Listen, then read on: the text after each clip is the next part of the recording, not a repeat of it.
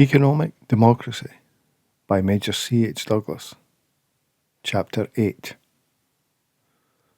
Admitting, then, that any decentralized scheme of society must first justify itself economically, it is necessary to grapple with, at any rate, the main features of the radical reconstruction necessary before any attempt can be made to forecast the political aspect. The starting point is clearly a reasonably uniform and plentiful distribution of simple necessaries: food, clothes, housing, etc. Now, the actual production of these articles presents no difficulties whatever, notwithstanding the diversion of the major portion of the world's energy for 4 years to purposes of destruction. The actual economic want in the world has been almost entirely artificial, i.e., has been confined either to countries effectively blockaded or else lacking the mechanical facilities for effective distribution. In fact, it is most significant that while useful in a peace sense, production has been enormously reduced in Great Britain during the war. The standard of comfort has been more uniformly high than ever before. The explanation of this is simple. The payments made in wages have increased, prices and the production of luxuries have been partly controlled, and sabotage has disposed of useless product and so kept up wage distribution. The practical problem, then, is to make it certain that commodities are produced under satisfactory conditions, and equally certain that they are distributed according to necessity, and the organization for these purposes may well determine the social structure.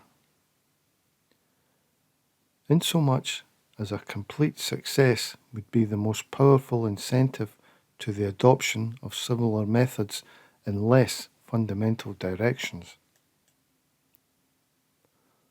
Profiting by the deduction made from the examination already made of the results of various types of organization, it may be repeated that the best results would seem probable from a coordinated organization for purposes of technique, with the greatest decentralization of initiative in the use of the facilities so provided.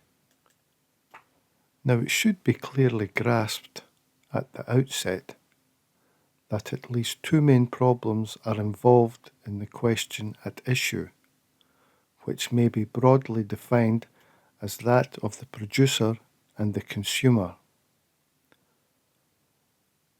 And not only are these entirely separate, but, rightly considered, they are on completely different planes of existence. The problem of the consumer is essentially material. He is concerned with quality, variety, price, supply. He is concerned with product. On the contrary, the producer is almost entirely concerned with psychological issues: fatigue, interest, welfare, hours of labour, all of which, qua producer pure and simple, are broadly summed up in the word contentment. The consumer is interested in distribution. The producer is concerned with effort. While the producer and the consumer are frequently combined in the same person, a recognition of these distinctions will make it easier to define the powers which should belong to each.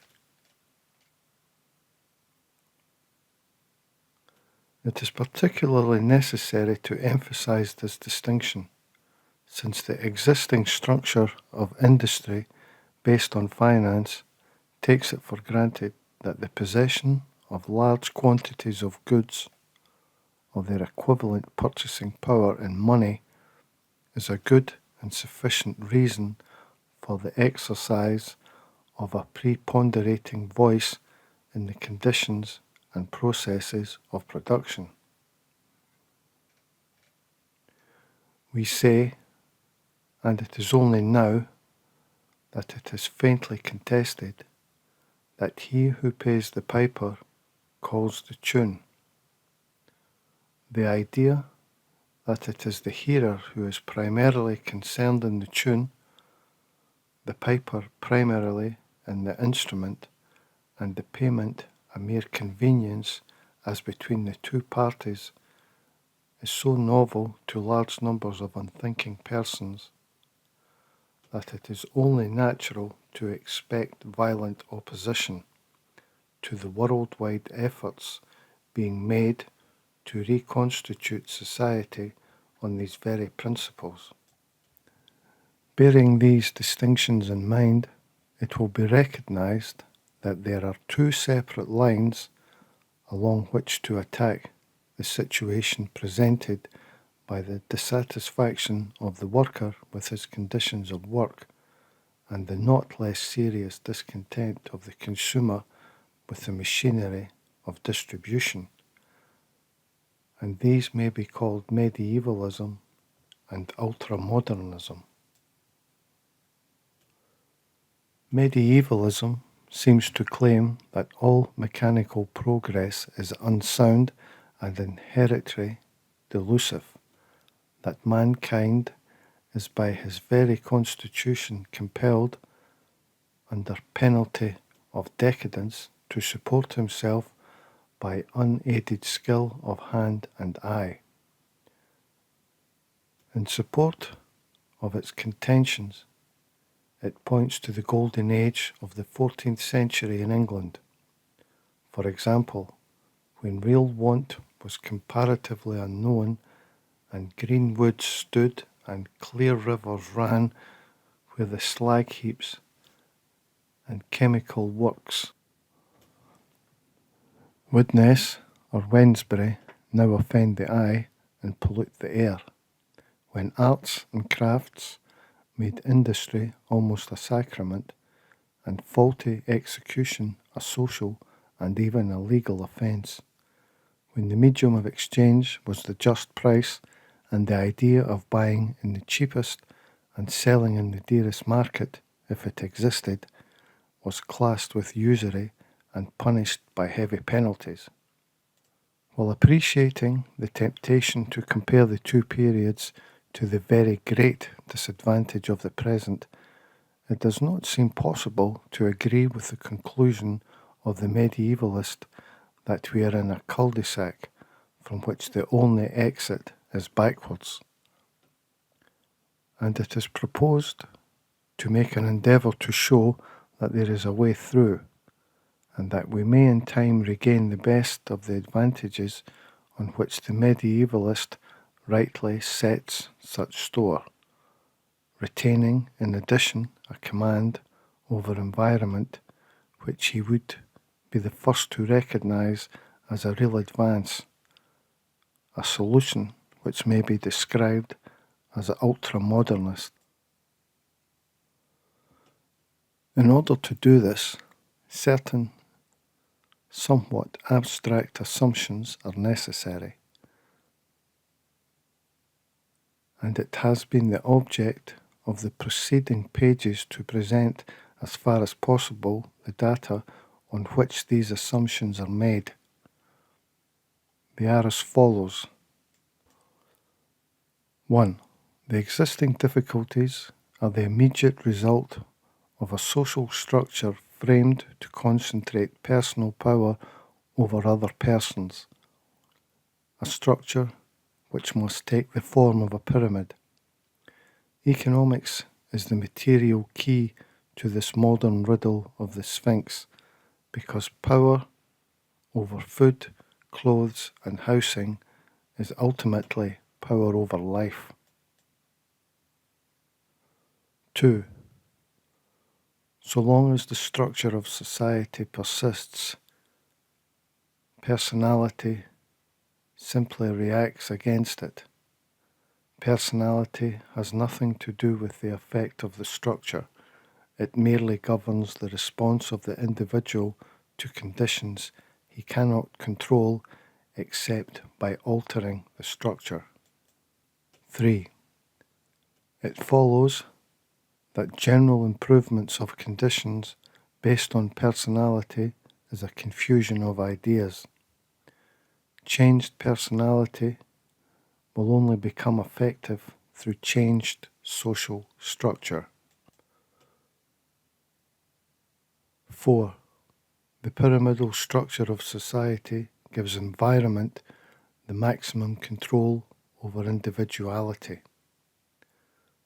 The correct objective of any change is to give individuality maximum control over environment. If these premises are accepted, it seems clear that the first and probably most important step is to give the individual control of the necessaries of life on the cheapest terms possible. What are these terms? What is the fundamental currency in which the individual does, in the last analysis, liquidate his debts? A little consideration must make it clear that there can be only one reply, that the individual only possesses inalienable property of the one description, potential effort over a definite period of time. If this be admitted, and it is inconceivable that anyone would seriously deny it, it follows that the real unit of the world's currency is effort into time, which we may call the time-energy unit.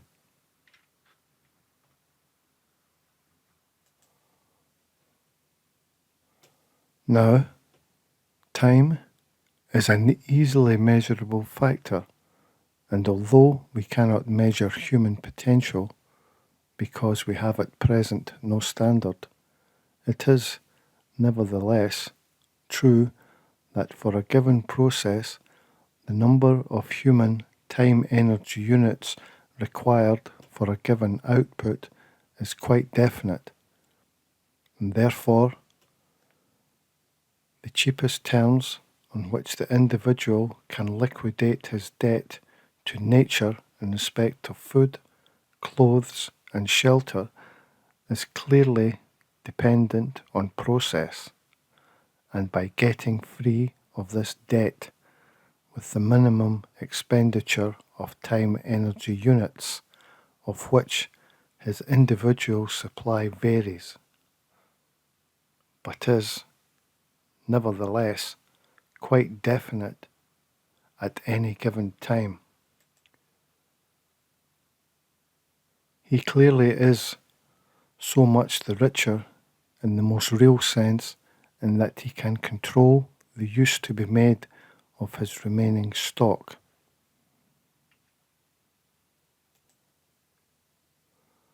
But, and it is vital to the whole argument, improved process must be made the servant of this objective. That is to say, a process which is improved must, by the operation of a suitable economic system, decrease the time-energy units demanded from the community. Or to put the matter another way, all improvements in process should be made to pay a dividend to the community. It will be noted that an admission of the theorem is a complete condemnation of payments by methods as commonly understood. That is to say, an arrangement of remuneration designed to foster an increasing use of time energy units. The primary necessaries of life, as above defined, i.e. food, clothes and shelter, have an important characteristic which differentiates them from what we may call conveniences and luxuries. They are quite approximately constant in quantity per head of the population. In other words, the average human being requires as a groundwork for his daily life a definite number of heat units in the form of suitable food, a definite minimum quantity of clothing, and a definite minimum space in which to sleep and work. And the variation between the minimum and the maximum quantity of each that he can utilize with advantage to himself is not, broadly speaking, very great. This fact renders it perfectly feasible.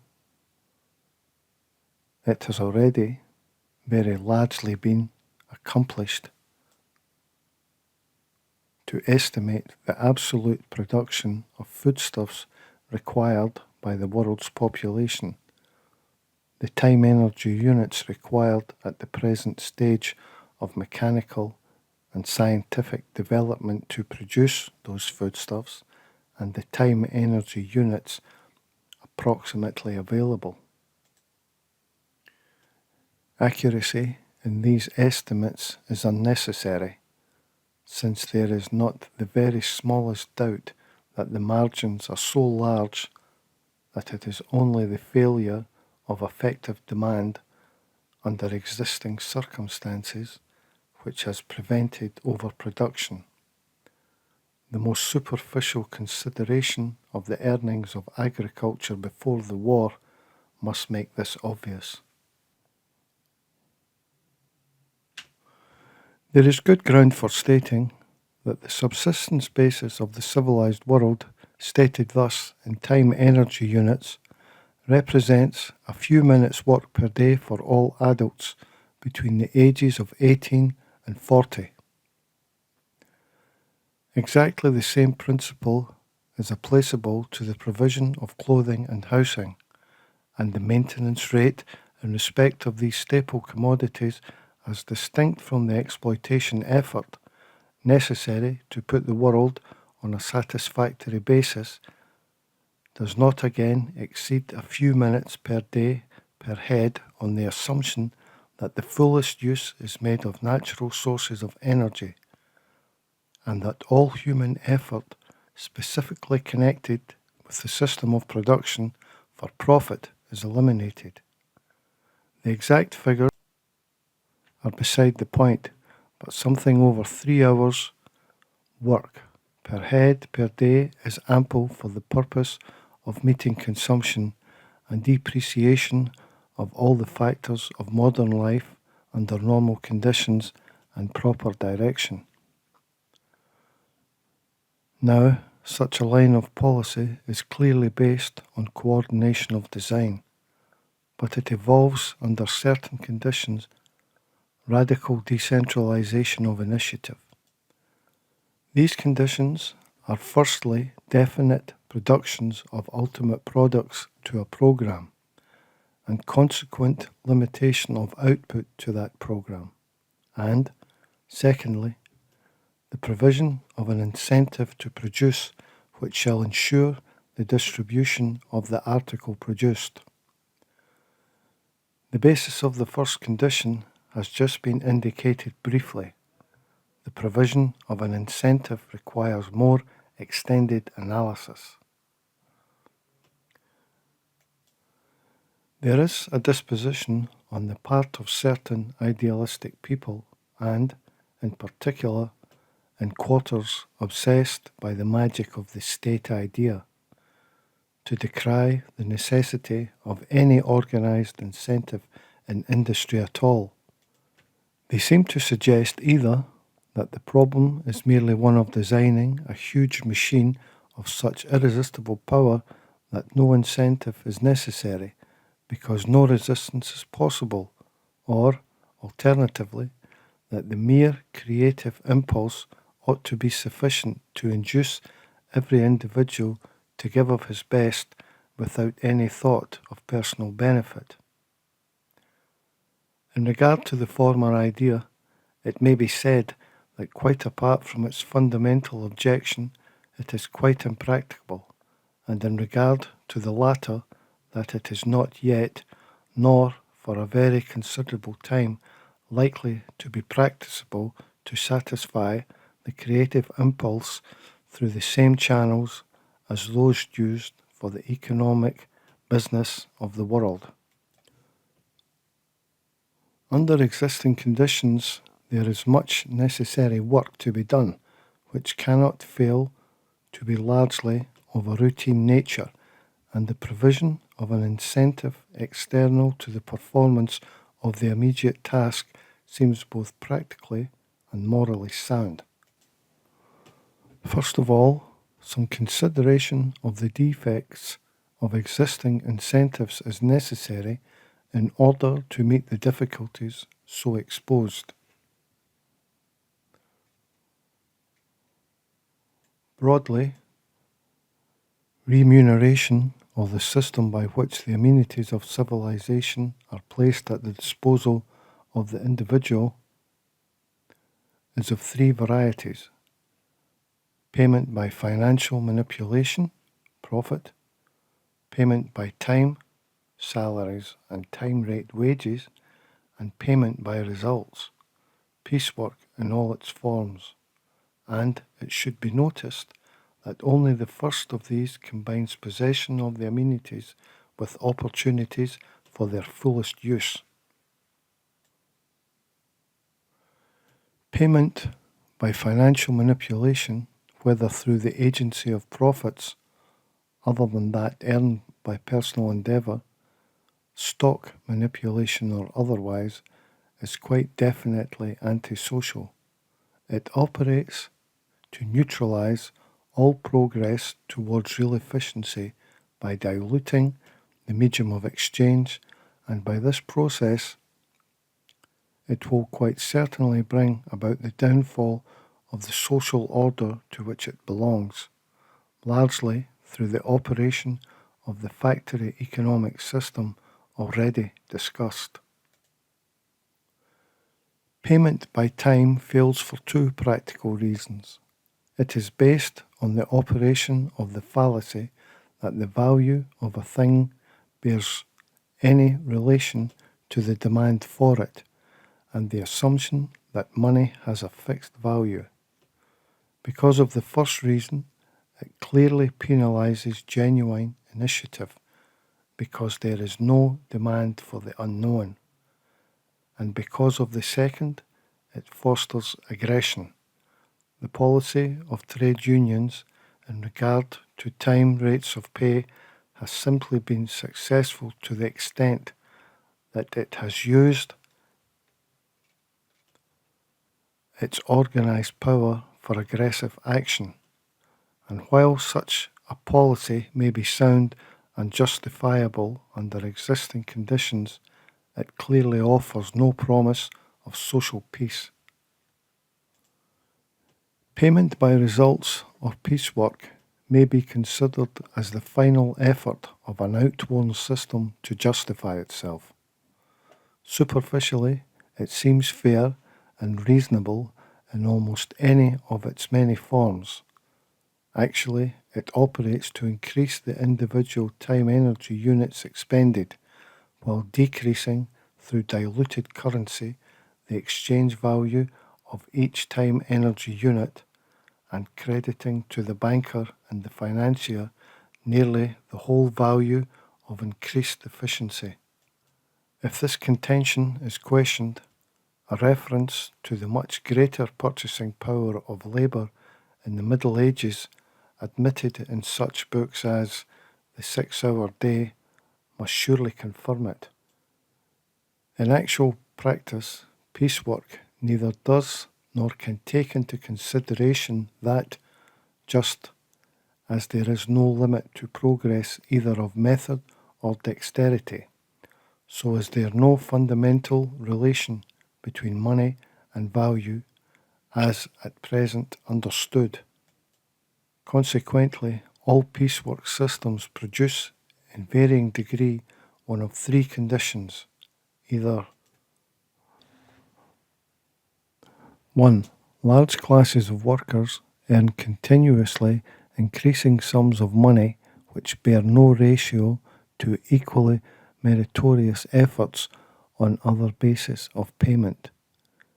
If any effort is made to unify the basis on a large scale, the purchasing power of money becomes completely unstable. 2.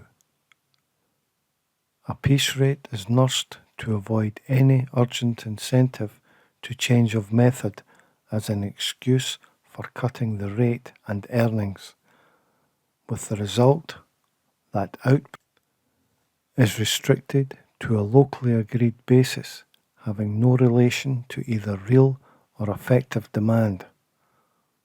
3. The price will be cut periodically by dubious management, a constant state of friction engendered, and the whole affair surrounded with an atmosphere of suspicion. These results are logical, and to blame any special interest for any of them is beside the point.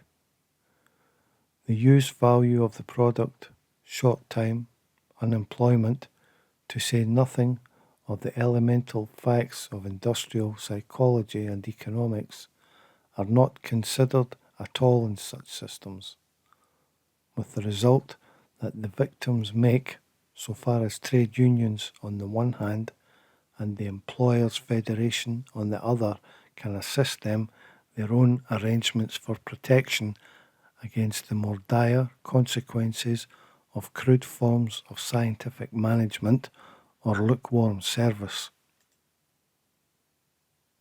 We have now arrived at this position. We desire to produce a definite program of necessaries with a minimum expenditure of time-energy units. We agree that the substitution of human effort by natural forces through the agency of machinery is the clear path to this end, and we require to correlate to this a system which will arrange for the equitable distribution of the whole product, while at the same time providing the most powerful incentive to efficiency possible. The general answer to this problem may be stated in the four following propositions, which represent an effort to arrive at the just price. 1. Natural resources are common property, and the means for their exploitation should also be common property. 2. The payment to be made to the worker, no matter what the unit adopted, is the sum necessary to enable him to buy a definite share of ultimate products irrespective of the time taken to produce them. 3. The payment to be made to the improver of process, including direction, is to be based on the rate of decrease of human time energy units resulting from the improvement, and is to take the form of an extension of facilities for further improvement in the same or other processes. 4. Labour is not exchangeable. Product is. No attempt will be made to prove these propositions, since their validity rests on equity. It should be noted particularly that none of these points has any relation to systems of administration, although a recognition of them would radically affect the distribution of personnel in any system of administration. While the distribution of the product of industry is fundamentally involved, and the inducements to vary the articles produced are clearly modified to a degree which would profoundly alter the industrial situation, no extension of bureaucracy in the accepted sense is implied or induced. It may be argued that these principles are not susceptible of immediate embodiment, but it is, nevertheless, well to bear in mind the imminence of an economic breakdown as a direct result of the inflation of currency by the capitalization of negative values already discussed, and the probability that a new economic system, having at its basis the principles of the law of the conservation of energy, will replace it. It may be said in regard to Proposition 1 that it involves a confiscation of plant, which is clearly an injustice to the present owners, but is it? A reference to the accounting process already described will make it clear that the community has already bought and paid for many times over the whole of the plant used for manufacturing process. The purchase price being included in the selling price of the articles produced and representing, in the ultimate, effort of some sort, but immediately a rise in the cost of living. If the community can use the plant, it is clearly entitled to it, quite apart from the fact that under proper conditions there is no reason why every reasonable requirement of its present owners should not be met under the changed conditions. Before allowing the methods of compromise, which may or may not be desirable in the practicable evolution of a better conception of the community based on these propositions, to obscure the objective, a purely idealistic interpretation of them may be worth consideration as a basis from which to deduce a practical policy. Let us imagine the theories of rent and wages to be swept away and discredited, the existing industrial plant to be the property of the community and to be operating with technical efficiency. We are in possession of a census of the material requirements of the community and are producing to a program either based on those requirements or on the indirect achievement of them by the processes of barter with similar communities. Since no extension or alteration of this program is possible without affecting the whole community, the administration of real capital, i.e., the power to draw on the collective potential capacity to do work, is clearly subject to the control of its real owners through the agency of credit. Let us imagine this collective credit organization, which might preferably not be the state, to be provided with the necessary organization to fit it to pass upon, and if desirable to sanction, any private enterprise deemed to be in the interests of the community represented. The necessary capitalization being secured by the general credit, it is clear that such an arrangement involves an appraisal of values, both in respect to person and materials, but it does not necessarily involve any control of policy whatever in respect of the internal administration of any undertaking once originated.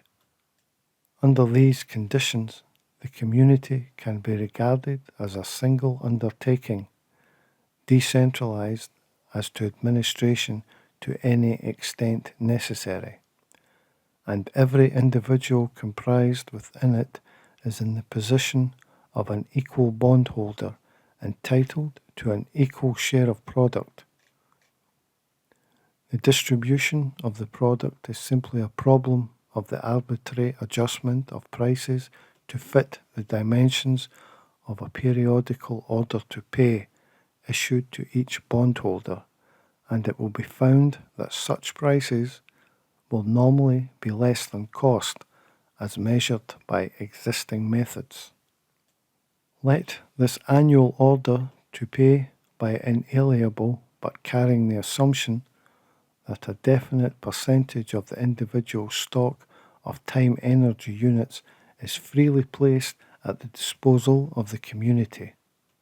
Let these time energy units be graded so that the lowest grade represents the poorest capacity multiplied by the time factor, and let all adults on entering productive industry be so graded, and let the least attractive work be done by the agency of these time energy units.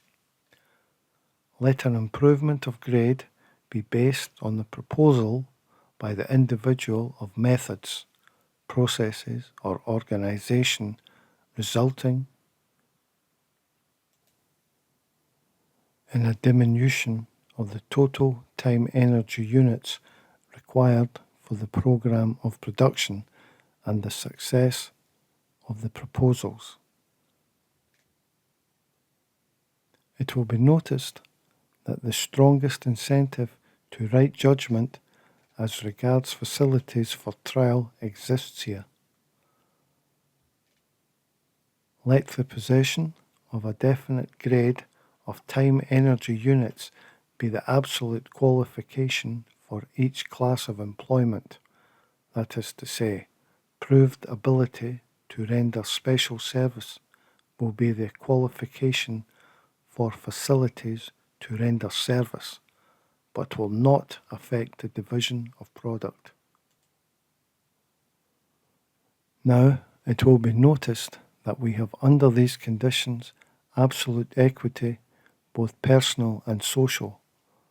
All improvement in process is to the general benefit, while at the same time the psychological reward of specific ability is exactly that which common experience shows to be the most perfectly satisfactory.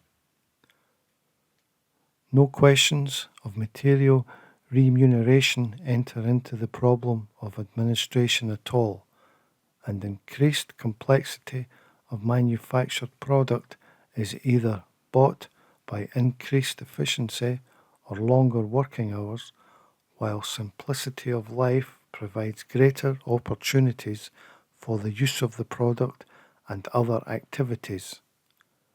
A system not dissimilar from the existing shop steward system, but with its members acting in the role of citizens and not as artisans, might control policy absolutely, i.e., increase or decrease programs of production and efficiency, etc., without interfering or having any possible incentive to interfere in direction or function. Economic incentive to competition other than efficiency would disappear completely, and with it the primary cause of war.